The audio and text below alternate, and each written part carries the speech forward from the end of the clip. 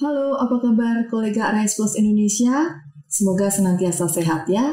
Selamat datang di Perspektif, bincang-bincang santai untuk mengupas kesiapan kita dalam pelaksanaan perjanjian perdagangan bebas, agar kita dapat memaksimalkan manfaat dari perjanjian dagang tersebut, salah satunya dengan Indonesia EU SEPA yang saat ini sedang dinegosiasikan. Acara ini didukung oleh Arise Plus Indonesia, sebuah program kerjasama antara pemerintah Indonesia dengan Uni Eropa untuk fasilitasi perdagangan. Dan pagi hari ini kita akan bincang-bincang mengupas mengenai standarisasi dan juga infrastruktur kualitas ekspor dalam rantai nilai perikanan bersama dengan Kepala Pusat Pengendalian Mutu, Badan Karantina Ikan dan Pengendalian Mutu, Bapak Widodo Sumianto. Selamat pagi Bapak. Ya, selamat pagi Mbak Julia. Terima kasih nih Bapak sudah berkenan meluangkan waktu bersama kami. Sama-sama, terima kasih juga kepada Arise Plus ya, telah bekerja sama dengan KKP dan Indonesia. Sehat ya Pak ya? Alhamdulillah, syukur berkah semuanya, kita sehat. Mbak Julia juga sehat ya? Iya, alhamdulillah. Mudah-mudahan semua pemirsa juga sehat semuanya. Iya. Baik Pak, kita mulai ya Pak ya. Boleh. Mungkin Bapak bisa menceritakan nih Pak, selama pandemi kemarin bagaimana nih sebenarnya ekspor perikanan kita, terutama ke pasar Uni Eropa Pak? Kayak menjadi menarik ya ketika kondisi pandemi dan ini ada hal yang memang kita yakini itu menjadi musibah, tetapi di balik musibah khususnya untuk dunia perikanan kita banyak belajar.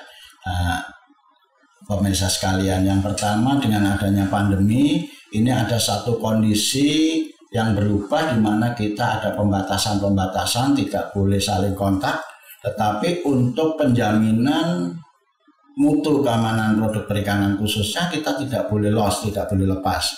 Jadi bagaimana persoalan ini? Sementara kita tidak bisa melakukan verifikasi, kita tidak melakukan audit atau verifikasi ke unit pengolahan, dan kita kebetulan ada satu slot di mana pengendalian itu bisa dilakukan melalui remote inspection. Jadi ada satu hal yang kita kembangkan baru dan kita menyadari kita biasa on the spot, tetapi ketika tidak boleh untuk kunjungan lapangan, tidak diperkenankan untuk saling bertemu, kita mempunyai metode audit virtual. Kalau begitu sebenarnya KKP sangat responsif ya Pak ya? Ya, kita menyadari, ya betul Mbak Julia. Jadi kita menyadari bahwa sistem jaminan mutu yang ada di kita dengan penjaminan atau komitmen kita bahwa produk perikanan Indonesia yang dikonsumsi domestik maupun internasional itu harus betul-betul aman untuk dikonsumsi dan bebas sama penyakit. Dan kalau boleh saya sampaikan bahwa di Indonesia ini untuk pengendalian mutu didukung atau disupport oleh 512 inspektur mutu. Nah, 15 inspektur mutu ini secara perlahan namun pasti kita lakukan pelatihan internal, kita juga melakukan pelatihan eksternal dari Uni Eropa waktu itu narasumber. Jadi insya Allah sistem pengendalian mutu atau produk perikanan Indonesia yang didistribusikan domestik maupun yang diekspor ke seluruh mancanegara itu masih bisa kita kendalikan keamanan pangannya, seperti itu. Nah, kalau nilai ekspornya sendiri bagaimana Pak?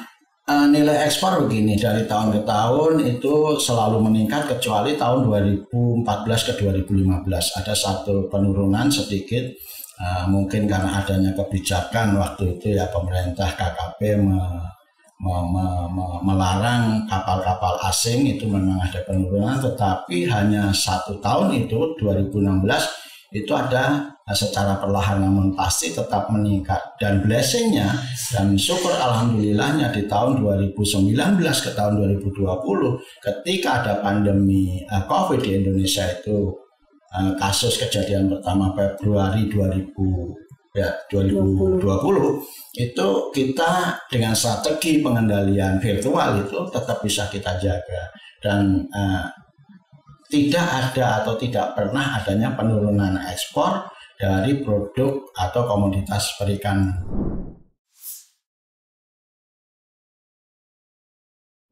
Kalau boleh saya sampaikan, average rata-rata bisa 5 sampai 5,6 rata-rata annual kita bisa melakukan peningkatan ekspor dan syukur alhamdulillah sampai saat ini. Apa itu Pak? Ton atau persen? Baik tonase maupun persen, ya, baik tonase maupun persen maupun value. Dan value ini jauh lebih tinggi peningkatannya. Misalnya di tonase 5,6 misalnya, di value itu bisa mendekati angka 6. Contoh di tahun 2020 ke 2021 ekspor Indonesia by tonase itu kita mencatat ya dari data kita dari health certificate kita itu mencatat 1,3 ton begitu. 1,3 juta ton maksud saya dan untuk nilainya itu bisa mencapai 5,96. Ya target kita ke depan untuk menjadi 6 juta US dollar. Jadi meningkat terus. Kalau meningkat terus ini berarti sebenarnya secara standarisasi dan juga jaminan mutu tidak ada masalah ini. Iya, diterima, bisa diterima ya Pak. Jadi tanpa mengurangi rasa jumawa kita ya untuk sistem jaminan mutu di Indonesia. Ini kalau saya boleh merefer bahwa kita kembangkan itu sejak tahun 1975. Ya, tahun 75 kita kembangkan untuk eksportasi, kita sudah mengikuti suatu standar internasional. Terus berkembang ada satu segmentasi tahun 1998 untuk produk makanan yang diekspor ke Amerika hanya diizinkan untuk produk-produk yang dikendalikan dengan sistem pengendalian keamanan pangan based on berdasarkan konsepsi hazard analysis critical control point. 1998 saya mendeklar waktu itu produk-produk makanan dari Indonesia banyak yang harus terhenti ekspor ke Amerika khususnya, tetapi untuk produk Indonesia, perikanan Indonesia sama sekali tidak ada kendala karena kita bisa menyatakan dan bisa kita memenuhi persyaratan Amerika. Tahun 94 saya flashback bahwa Indonesia itu diaudit ya sistemnya oleh Uni Eropa karena kita segmennya Uni Eropa.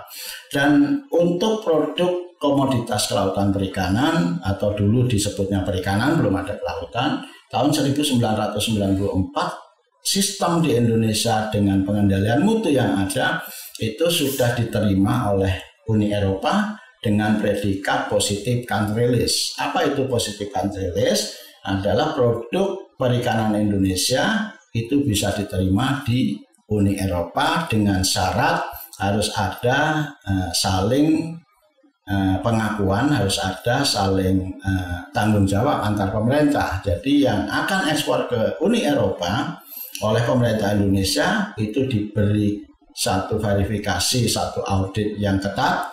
Kemudian kita daftarkan ke Uni Eropa menerima pendaftaran kita baru bisa ekspor.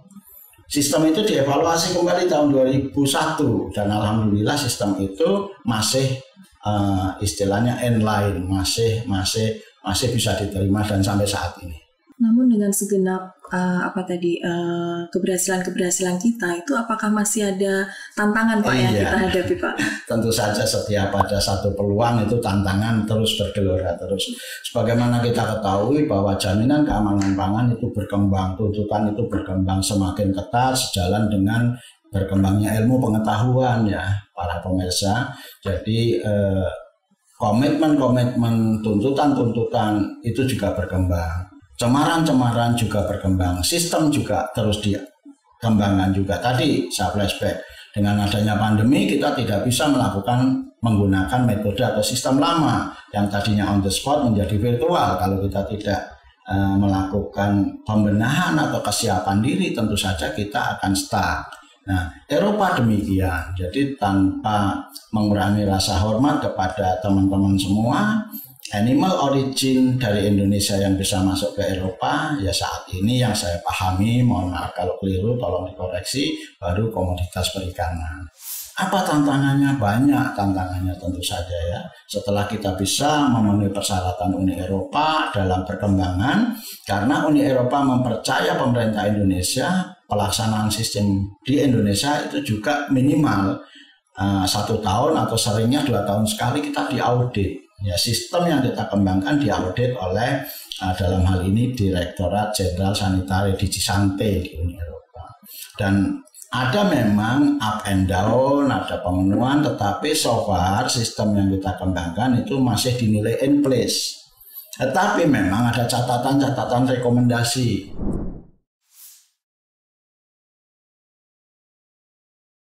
Nah, 10 rekomendasi ini berlaku dari sistem yang kita kembangkan di hulu di hilir. Apa sebetulnya substansi yang diaudit oleh mereka yang diverifikasi? Yang pertama adalah regulasi. Ya, kita regulasinya sama enggak atau ekuivalen enggak dengan Uni Eropa. So far secara umum regulasi Indonesia tentang jaminan mutu itu in place, artinya sama. Memang ada beberapa koreksi detail-detail. Kemudian jaringan antara Indonesia yang demikian luas ya, itu dari pusat ke daerahnya bagaimana. Yang ketiga, bahwa sistem itu diterapkan hulu hilir, karena apa, produksi perikanan kita tahu ada hulunya, ada hilirnya. Jadi di Eropa dikenal from farm to fork, dari tambak, dari laut sampai dengan ke meja makan. Nah, ini yang diaudit, dan catatan kita dari 10 catatan kita ini yang kalau saya ringkas saja, ini ada ketidaksesuaian atau koreksi yang harus kita koreksi. Yang pertama, catatan regulasi. Kenapa catatan regulasi? Ada perkembangan regulasi oleh Uni Eropa yang begitu cepat, dan kadang-kadang kita nggak mengikuti. Pembahasan regulasi kita kadang membutuhkan waktu 1-2 tahun, audit sudah turun, regulasi sedang kita revisi, audit turun sehingga dinyatakan belum fulfill the requirement. Tetapi regulasi-regulasi itu kali ini sudah kita sesuaikan, tetapi tidak hanya regulasinya yang disesuaikan, implementasinya. Implementasinya baik di perikanan tangkap, di perikanan budidaya, maupun di kita sendiri dalam penjaminan. Pemirsa, yang belum memenuhi memang ada kendala bahwa Indonesia ini untuk perikanan tangkap kita tahu artisanal fisheries. Artisanal itu nelayan-nelayan kecil. Nelayan-nelayan kecil yang terkadang kita tidak mempunyai catatan record. Nah, sementara Uni Eropa tidak mau ada satu sumber bahan baku itu tidak direkod dari hulu sampai dengan siap untuk dikonsumsi, yang kita sebut sebagai ketertelusuran atau traceability.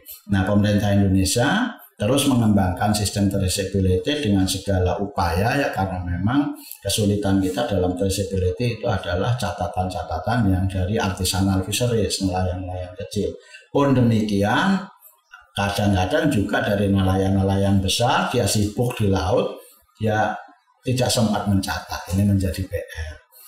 Ada yang teknis, misalnya yang teknis. Kalau di perikanan budidaya dulu kita pernah diberi catatan karena produk budidaya Indonesia pernah mengandung antibiotik. Tetapi kita diberi kesempatan untuk melakukan perbaikan, dan sampai dengan saat ini antibiotik tidak pernah lagi diketemukan di hasil budidaya, sehingga untuk kasus antibiotik produk budidaya Indonesia di Uni Eropa sudah tidak menjadi catatan, sudah biru. Nah, catatan berikutnya adalah produk perikanan hasil penangkapan. Cemaran logam berat itu beberapa kali kita dinotifikasi ada melebihi ambang batas. Nah, bagaimana solusinya? Nah, sistem kendali jaminan mutu based on hazard analysis critical control point itu menyiapkan sistem itu, bagaimana mengeliminir, meskipun sistem itu bukan zero risk, bukan bisa mengantisipasi totaliter. Nah, ini kita bisa melakukan pengendalian paling tidak mereduksi, mengeliminir.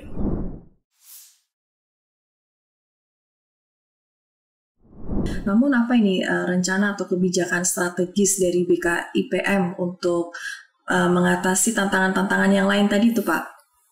Iya, ya mungkin saya perlu ingatkan bahwa belum sepenuhnya catatan rekomendasi Uni Eropa itu bisa kita selesaikan. Tadi kan saya sampaikan hanya untuk yang di hulu. Yang di tengah tentang laboratorium. Jadi metode laboratorium, peralatan laboratorium itu juga harus kita sesuaikan untuk mengikuti tantangan zaman. Nah, kita akui peralatan laboratorium di Indonesia untuk bidang perikanan itu masih belum modern sepenuhnya, tetapi secara minimal itu sudah bisa lah melakukan pengendalian atau monitor hasil uji. Tetapi memang kita membutuhkan satu peningkatan sarana laboratorium ini yang sedang kita coba untuk kita bisa penuhi, karena alat-alat laboratorium itu tidak mudah ya. Tetapi kalau metodenya juga kita harus ikuti, kompetensi analis juga harus kita ikuti, sehingga ini penting untuk melakukan peningkatan kompetensi analis, penyesuaian sistem laboratorium kita. Nah, dalam hal ini Kementerian Kelautan Perikanan, Pak Menteri, Pak Wahyu Sakti Trenggono mengingatkan kepada kita di jajaran BKIPM dan memberi policy bahwa jaminan mutu keamanan hasil perikanan hulu hilir betul-betul harus dikendalikan oleh satu kompetensi, satu otoritas, dan diserahkan kepada BKIPM untuk menjadi quality assurance hulu hilir.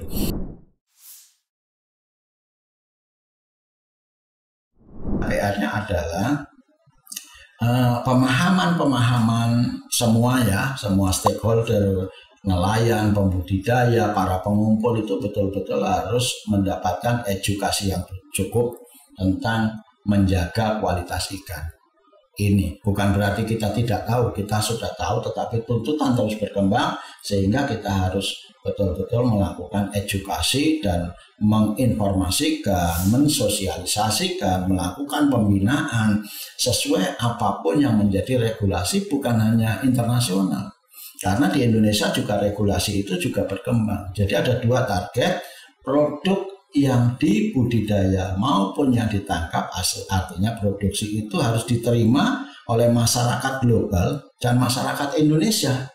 Kita sering lupa bahwa kita ekspor kita kendalikan dengan cukup ketat, tetapi di domestik kita istilahnya tanda kutipnya lengah. Kalau terkait edukasi tadi Pak, kira-kira seberapa ini sudah informasi yang sudah diterima di tingkat masyarakat? Ya, sebetulnya edukasi itu kan terus-menerus, sifatnya terus-menerus, tetapi si tim edukatornya juga harus mengikuti update informasi. Jangan sampai si tim, misalnya contoh penyuluh, pembina di lapangan, inspektur mutu, ya tidak update dengan regulasi internasional. Ini yang menjadi PR kita terus-menerus, karena tim-tim di lapangan yang saya sebut sebagai pembina mutu, inspektur mutu tidak boleh merasa sudah cukup, tidak pernah akan cukup, karena bukan hanya tahun ke tahun, dari bulan ke bulan ini sistem berkembang terus, tuntutan berkembang terus, sehingga ya teman-teman ya termasuk saya sendiri belajar dari zaman dulu sampai sekarang. Saya training asap 5 tahun. Ya, bukan 5 hari tetapi 5 tahun. Saya mengikuti perkembangan dari seminar-seminar, ya istilahnya setiap ada kesempatan, dan setiap seminar nasional maupun internasional itu ada hal baru yang harus kita sikapi untuk kita sampaikan kepada para pelaku stakeholder kita. Ya, nah terkait dengan adanya kebutuhan peningkatan kapasitas nih tadi ya Pak, yang untuk kompetensi tadi ya. Nah ini apa saja nih Pak kegiatan yang sudah direncanakan bersama Rise Plus Indonesia Pak?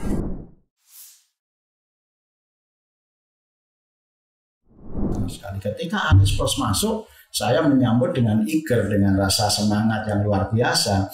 Dr. Arif waktu itu saya diskusi, karena saya melihat di tahun pertama kok ada proyek Eropa Indonesia terkait khususnya jaminan mutu keamanan pangan belum in place begitu ya. Saya merasa terpanggil, kemudian saya diskusi, Pak Arif sayang, energi sayang dari donor sayang kalau tidak betul-betul tajam, sehingga kita diskusi apa yang kita butuhkan, apa yang ada di Aris Plus. sehingga terjadilah satu kesepakatan di awal untuk menjadi proyek-proyek Aris Plus itu melalui dari hulu ke hilir. Ya termasuk juga masalah kita punya kebutuhan untuk peningkatan inspektur mutu. Kita sudah ada pelatihan inspektur mutu diikuti oleh seluruh inspektur mutu. Kita punya masalah tentang perkembangan laboratorium yang waktu itu saya minta ada nggak untuk sarana prasarana. Tidak ada Pak Wid. Oke, kalau nggak ada kita butuh kompetensinya, kita latih ya. Kemudian kita minta sama tim Aris Plus untuk melatih kita melakukan pengambilan sampel sesuai dengan tuntutan zaman saat ini. Jadi sampel yang kita ambil tidak lagi jumlahnya banyak, tetapi meskipun sedikit tetapi targetnya bisa kita kena dengan suspected sampel. Kita juga sudah mendapatkan latihan itu. Nah, ke depan tentu saja inspektur mutu kita yang ada di budidaya, inspektur mutu yang ada di perikanan tangkap, inspektur mutu yang ada di kita, para analis di laboratorium, kita minta untuk dilatih dan itu sudah bisa termasuk. Ada satu yang kita pesankan juga, Indonesia. Saya tambahin bahwa Indonesia untuk ke Eropa untuk produk kekerangan, dulu kita sebut kerang-kerangan, saya nggak mau menyebut, dan SNI-nya sudah terbit menjadi kekerangan. Kalau kerang-kerangan kan kayak kerang mainan gitu ya. Nah ini belum bisa ekspor ke Eropa karena Indonesia belum mempunyai sistem monitoring perairan secara nasional.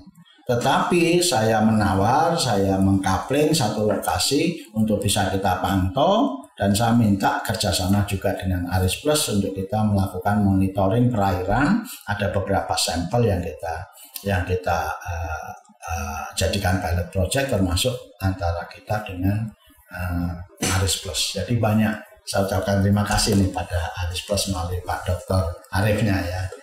Pak Arif, thank you Pak Arif. Terima kasih Bapak.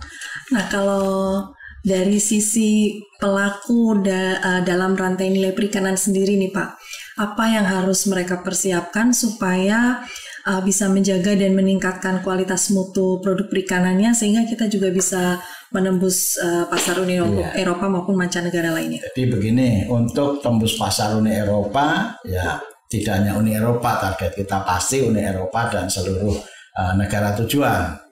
Nanti ada informasi begini, Eropa adalah satu negara tujuan, tetapi kita mempunyai 158, sekarang ini 172 negara di luar sana yang sudah menerima produk perikanan Indonesia.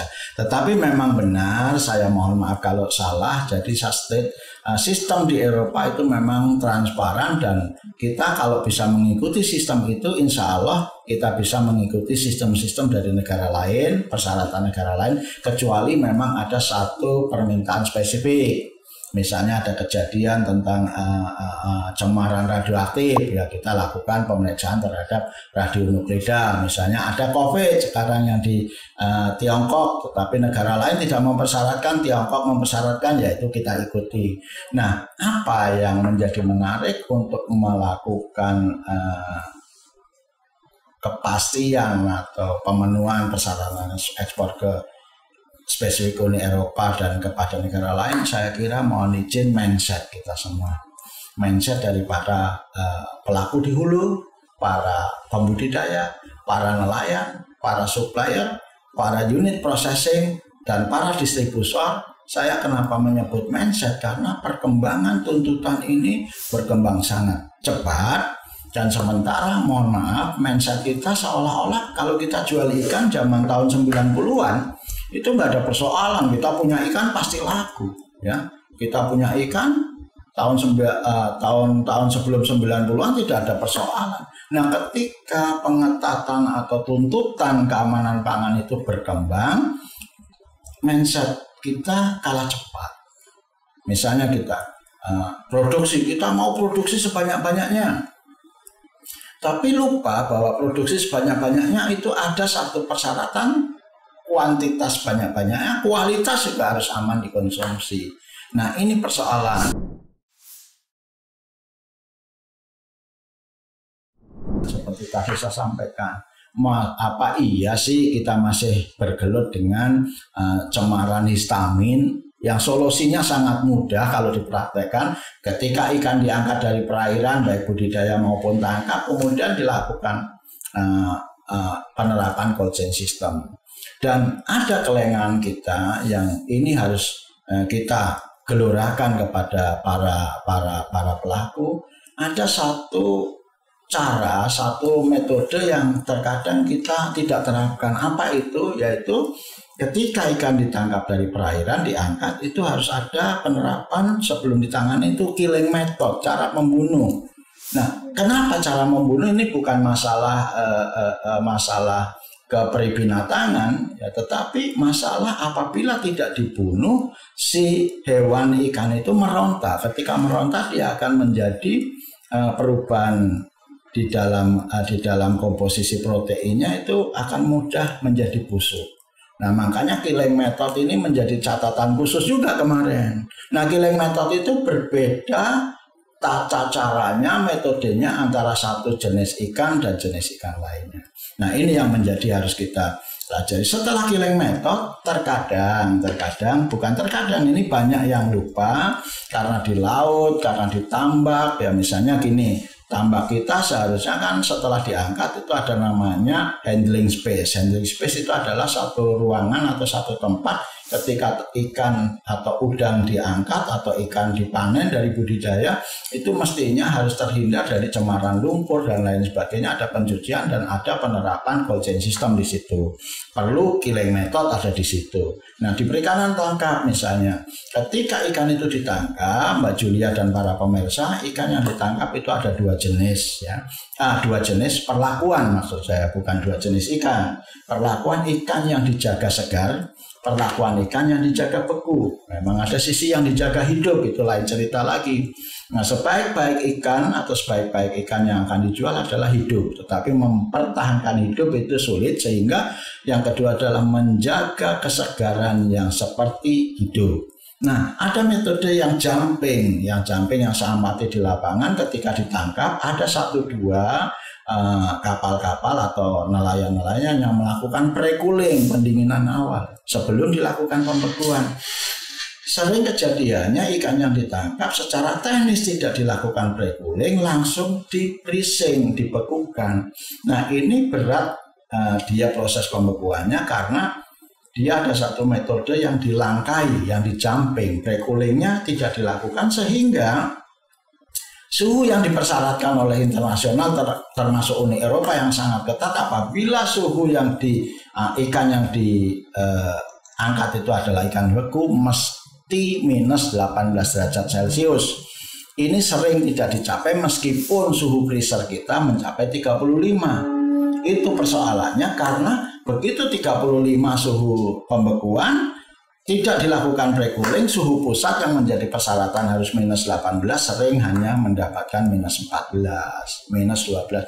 Ini yang harus kita edukasi terus. Tetapi dengan pre-cooling, ya pre-cooling pun ada tata caranya. Ikan, tuna, tongkol, sakalang begitu diangkat, masukkan dalam larutan slurry ice, itu larutan air yang didinginkan apapun, cukup di suhu 0 sampai 5 derajat, itu di pre-cooling, cukup dengan ya tergantung jenis ikannya, bisa 1 jam, bisa 2 jam. Kemudian setelah suhunya dari 24 rata-rata ikan diangkat itu berkisar 24-26 derajat Celcius, di pre-cooling menjadi di bawah 5 derajat Celcius, lakukan pembekuan, itu pasti akan terjadi pembekuan cepat dan apa yang diminta oleh Uni Eropa pasti tercapai. Nah, ini yang harus kita edukasi terus-menerus karena ada energi. Kadang-kadang nelayan kan sibuk di sana, begitu tangkap ikan, orangnya terbatas, kecepatannya harus tinggi, lupa pre-coolingnya. Dan kapal-kapal di Indonesia kan bukan kapal yang 1000 KT, 2000 KT yang space-nya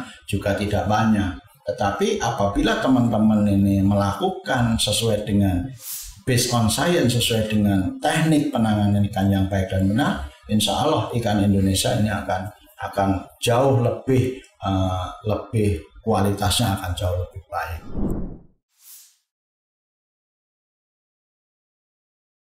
Kemudian yang kedua ada ini kadang-kadang pembinaan tentang sanitasi, rekontaminasi ini juga menjadi PR kita.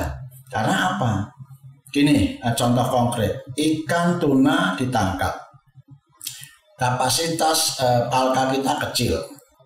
Air freight, ongkos terbang itu juga mahal, sehingga ikan-ikan tuna itu langsung akan diloin, dibuang kepala, isi perut, insang, semuanya hanya loin yang kita buang. Kadang-kadang ada kulitnya, kadang-kadang nggak ada kulitnya. Ini yang masih menjadi PR kita. Sarana prasarana untuk melakukan loining itu suka sanitasinya tidak baik, sehingga pisau yang kita gunakan, alat yang kita gunakan tidak kita sanitasi dengan baik, sehingga ini menjadi muncul ada salmonella, kontaminan di dalamnya dan lain sebagainya. Nah, ini menjadi PR kita. Silakan, nggak masalah di loin itu karena efisiensinya tinggi dan kecepatannya juga cukup, air freight-nya juga kita bisa efisien. Tetapi sarana prasarana orangnya mesti paham tentang sanitasi.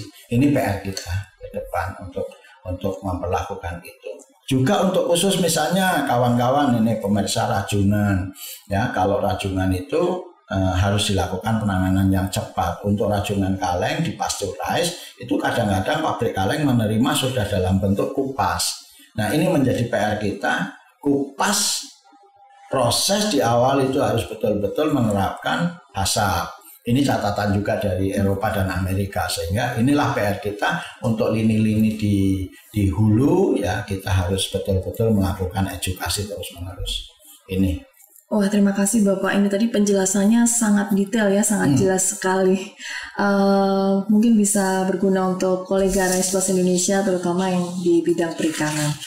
Baik Pak, sepertinya mungkin itu saja yang akan kita diskusikan pada hari ini. Terima kasih Pak Widodo sudah meluangkan waktu bersama kami. Mbak Julia, terima kasih. Pemirsa, terima kasih. Mohon maaf apabila ada hal yang mungkin kurang jelas, ya, ada hal yang mungkin saya keliru, tolong saya dikoreksi. Ya, terima kasih Mbak Julia, terima kasih. Terima kasih Bapak, kami juga terima kasih. Baik, terima kasih kolega Rice Plus Indonesia. Sampai jumpa di topik-topik selanjutnya.